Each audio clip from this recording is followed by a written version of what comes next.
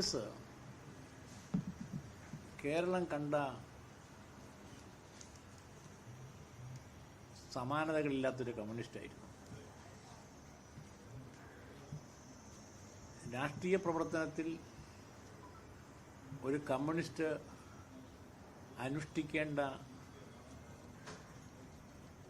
നമ്മൾ കണക്കാക്കുന്ന എല്ലാ മൂല്യങ്ങളും ശരിക്കു പറഞ്ഞാൽ ഒരു മൂല്യവ്യവസ്ഥ തന്നെ വി എസ് അദ്ദേഹത്തിൻ്റെ ജീവിതത്തിലുടനീളം ഉയർത്തിപ്പിടിച്ചിട്ടുണ്ട്. അതുകൊണ്ട് തന്നെ കേരളത്തിലെ തൊഴിലാളികളുടെ പ്രസ്ഥാനത്തിന് അദ്വിതീയരായ ഒട്ടേറെ നേതാക്കന്മാരെ നമുക്ക് ഓർക്കാൻ കഴിയുമെങ്കിലും തൊഴിലാളി വർഗത്തിൻ്റെ സ്വന്തം പുത്രനായി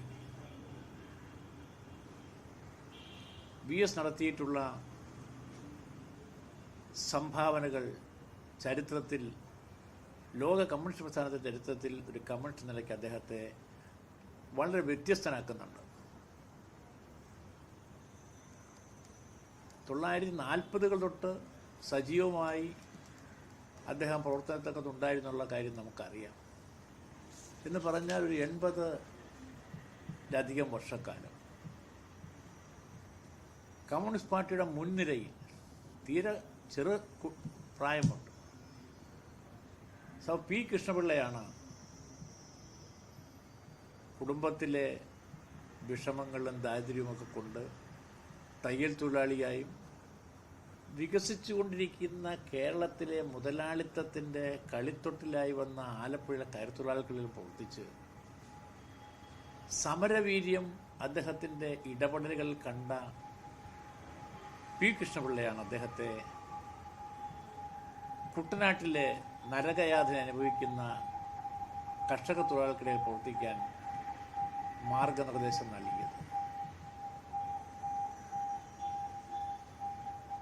അത് അക്ഷരം പ്രതി പാലിച്ചുകൊണ്ട് ആരംഭിച്ച ആ പോരാട്ടം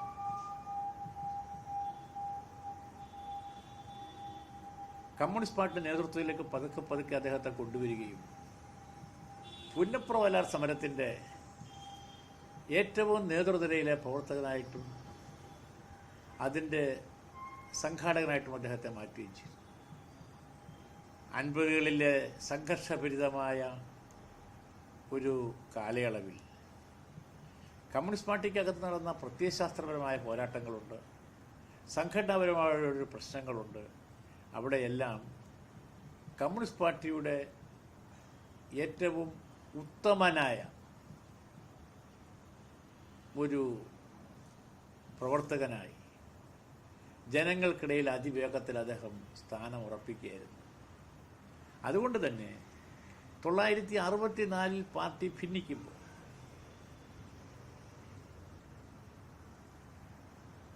ആലപ്പുഴ ജില്ലയുടെ സെക്രട്ടറിയായി തിരഞ്ഞെടുക്കപ്പെടുന്ന സമയത്ത് ഗൗരിയമ്മ അടക്കമുള്ള ആളുകൾ ആ കൂട്ടത്തിലുണ്ടായി. നമ്മൾ കാണേണ്ട ഒരു കാര്യം, 1956 രൂപീകരിക്കപ്പെട്ട കമ്മ്യൂണിസ്റ്റ് പാർട്ടിയുടെ സെക്രട്ടേറിയറ്റ് ഉണ്ട്. 56-ലാണെന്ന് ഓർക്കണം. 9 അംഗ സെക്രട്ടേറിയറ്റാണ്. അന്ന് ആ സെക്രട്ടേറിയറ്റിലുള്ള 9 പേരിൽ ഒരാൾ ഇപ്പോൾ മരണപ്പെട്ട വി എസ് ആണ്. 56 തൊട്ട് ഇതുവരെയുള്ള സുദീർഘമായ കാലയളവിൻ്റെ പ്രാധാന്യത്തെക്കാൾ 57-ൽ കമ്മ്യൂണിസ്റ്റ് പാർട്ടി അധികാരത്തിൽ വരുന്ന ലോക സംഭവമുണ്ടായി. അതിന് നേതൃത്വം കൊടുക്കുന്ന കേരളത്തിലെ കമ്മ്യൂണിസ്റ്റ് പാർട്ടിയുടെ സെക്രട്ടേറിയറ്റിലെ 9 അംഗങ്ങളിൽ ഒരാളാവും. മറ്റു കൂടെയുള്ളത് EMS അടക്കമുള്ള മഹാരഥന്മാരാണ്. ആ അദ്ദേഹത്തിൻ്റെ പ്രവർത്തനത്തിൻ്റെ സംഘടനാപരവും രാഷ്ട്രീയവുമായ പക്വതയുടെ എല്ലാം അംഗീകാരമാണത്. അത് ഇന്ന് വരെ അദ്ദേഹം പാലിച്ചു. ഇത്രയും സുദീർഘമായൊരു നേതൃത്വ പദവിയിൽ കേരളത്തിൽ മറ്റൊരു പാർട്ടി നേതാവ് ഉണ്ടായിട്ടില്ല. പിന്നീട് വി എസ് ശ്രദ്ധേയനാകുന്നത് ഭൂമിക്ക് വേണ്ടിയുള്ള പോരാട്ടങ്ങളിലാണ്. ഞാനിപ്പോൾ വിശദീകരിക്കുന്നില്ല, അതെല്ലാം എല്ലാവർക്കും അറിയാവുന്ന കാര്യങ്ങളാണ്. ഭൂമിക്ക് വേണ്ടിയുള്ള പോരാട്ടങ്ങളിൽ ഒരു കാര്യം ഞാനിപ്പോൾ പറയാം. കേവലം ഭൂമി എന്നതിനപ്പുറത്ത് പാരിസ്ഥിതികവുമായ പ്രശ്നങ്ങളുമായി ബന്ധപ്പെടുത്തിക്കൊണ്ട് ഭൂമി പ്രശ്നത്തെ കൈകാര്യം ചെയ്തിട്ടുള്ള ഞങ്ങളുടെ തന്നെ ചരിത്രത്തിൽ ആദ്യ നാളുകളിൽ മറ്റാരെക്കാളും മുമ്പേ നടന്നയാൾ വി എസ് ആണ്. അതാണ് അദ്ദേഹത്തിൻ്റെ പോരാട്ടങ്ങളിലെ ഒരു മുഖം. അതിപ്പോൾ ലോകം അംഗീകരിച്ചിട്ടുള്ളതാണ്. ആദ്യം അതിനോട് വേണ്ടത്ര അതിൻ്റെ പ്രാധാന്യം മനസ്സിലാക്കാൻ കഴിയാത്ത ആളുകൾക്ക് വേണമെങ്കിൽ ഇപ്പോൾ കുറ്റബോധമാകാം.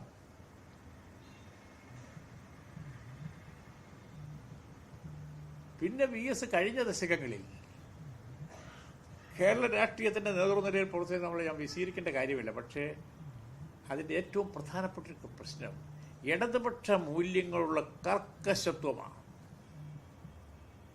ആഗോള നയങ്ങളുടെ വലിയ ആക്രമണത്തിൻ്റെ മുമ്പിൽ ഇടതുപക്ഷത്തിൻ്റെ കമ്മ്യൂണിസ്റ്റ് പാർട്ടിയുടെ മൂല്യങ്ങളോടുള്ള വിട്ടുവീഴ്ചയില്ലാത്ത നിലപാടാണ് VS പിന്നീട് ശ്രദ്ധേയനാക്കിയിട്ടുള്ളത്. അത് പാർട്ടിയുടെ പൊതുബോധമാണെങ്കിലും അതിൻ്റെ മുമ്പിൽ നിന്നുകൊണ്ട് അദ്ദേഹം നടത്തിയ പോരാട്ടങ്ങൾ വളരെ പ്രസിദ്ധമാണ്.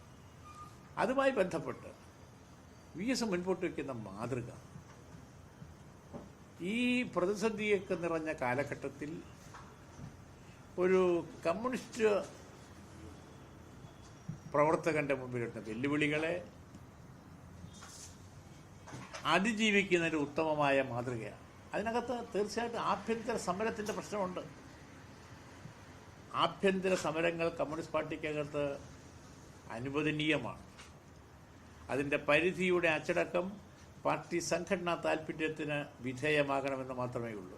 ഇവിടെ സംഭവിച്ചത് പലപ്പോഴും VS അതിനെയും മറികടക്കുന്ന വിധത്തിൽ പോകുന്നുണ്ടോ എന്നുള്ള നില വന്നു. പക്ഷെ അവിടെയെല്ലാം ജനങ്ങൾ ഒപ്പം നിന്ന് ആ പോരാട്ടങ്ങൾ കൂടുതൽ കരുത്ത് സംഭരിച്ച് ഒരു അപൂർവ മാതൃകയായി VS മാറുകയുണ്ടായി. ഇന്നിപ്പോൾ നമ്മൾ നോക്കുമ്പോൾ VSനെ പോലെയുള്ള പഴയ തലമുറയിലെ നേതാക്കളുടെ കാലം കഴിയുകയാണ്. ഒരുപക്ഷെ ആ വലിയ പരമ്പരയിലെ ഒടുവിലത്തെ കണ്ണിയായി VSനെ കണക്കാക്കാവുന്നതാണ്. പക്ഷെ അവർ മുൻപോട്ട് വെച്ച, ഞാൻ പറയുന്നത് P കൃഷ്ണപിള്ള അല്ലെങ്കിൽ EMS, അതല്ലെങ്കിൽ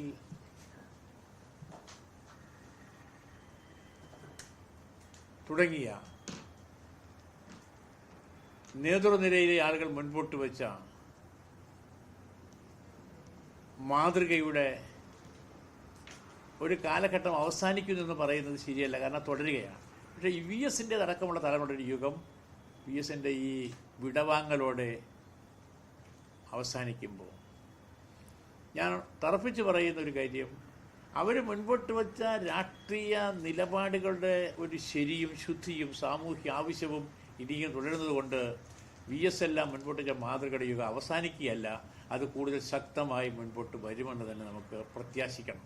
അത് നമ്മുടെ ചുമതലയാണ്. അതുകൊണ്ട് VSൻ്റേതോടു കൂടി ഒരു യുഗം അവസാനിക്കുന്ന ആര് പറഞ്ഞാലും ഇല്ല, ആ യുഗം വീണ്ടും തുടരുമെന്നും ശക്തിയായി തുടരുമെന്നുമുള്ള പ്രത്യാശയാണ്